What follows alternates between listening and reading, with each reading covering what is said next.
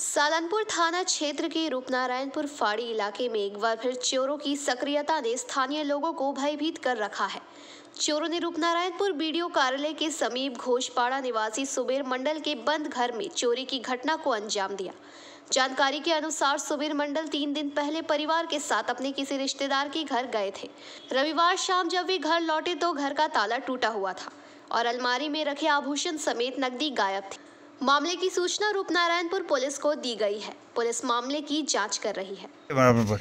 আমরা দুদিন আগে বাইরে গেছিলাম, শ্বশুর বাড়ি গেছিলাম।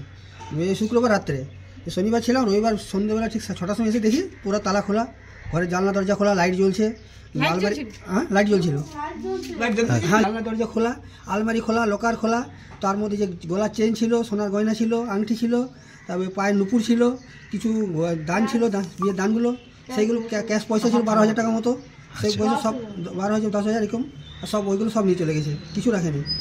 না, কবে ঘটনাটা ঘটেছে আমরা বুঝতে পারিনি কবে ঘটেছে। আমরা বলছি শুক্রবার দিন রাত্রে গেছি এখান থেকে। আচ্ছা, শনিবারে মাঝে ছিলাম শ্বশুর বাড়িতে, রবিবার এসে 6টার সময় এসে দেখছি দরজা খোলা ভাঙা। কোন জায়গায়? এই জায়গাটা কোন জায়গায়? এটা রূপনারায়ণপুর ঘোষপাড়া।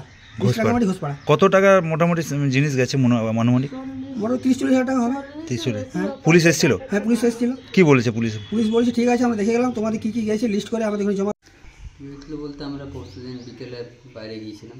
আচ্ছা, কালকে বিকেলে বাড়ি এসেছি, দেখছি সব ভাঙা, দরজা তালা না দেখে আমি আন্দাজ করেছি ঘরে কিছু হয়েছে। দেখছি ঘরে আলমারি সব ভাঙা, সব যা ছিল সব নিয়েছি।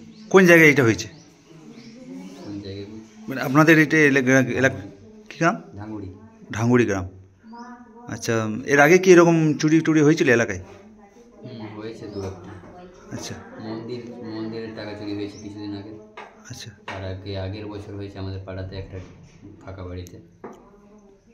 তো কতটা আতঙ্ক রয়েছে?